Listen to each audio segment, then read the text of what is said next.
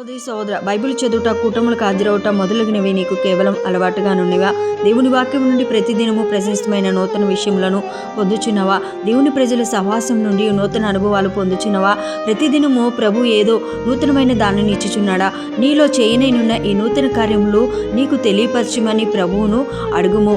దేవుని జీవం నీలో నుండి ప్రవహింపవలెనని, నీవు నూతన పరచబడవలెనని, మీ మనస్సు మారి నూతన మగుట వలన రూపాంతరము పొందుదురు. రోమారాసిన పత్రిక 12:2 చూస్తాం.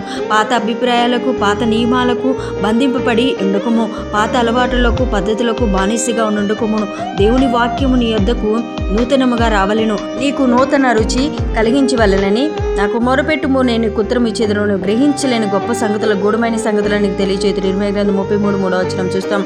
ప్రతి దినము నీ ఆరాధన నూతనమైనదిగా ఉండవలెను. ప్రార్థన జీవితం ద్వారా నీ యవ్వనం క్రొత్తగా చేయబడవలెను. నెడారి జీవితంలోనికి నదులను పారచేయనట్లు ప్రభు నీతో నూతనముగా మాట్లాడును. ఎండిన భూమి వంటి నీ జీవితంలో కస్తూరి పుష్పం వలె పోయినట్లు చేయను. అప్పుడు నీ జీవితము ఏమాత్రము నిస్సారముగా గాని నిష్ఫలముగా గాని ఉండదు. నీవు దేవుని ఏర్పాటులోనికి వచ్చుటకు ఇష్టపడుచున్నావా? అట్లయితే నువ్వు సంపూర్ణంగా ఆయనకి సమర్పించుకోనము. అప్పుడు ఆయన ఇదిగో సమస్తమును నూతనమైనగా చేయుచున్నాను. ప్రకటన గ్రంథం 21:5 అను వాగ్దానం మీ జీవితంలో నెరవేరును గాక. ఆమేన్.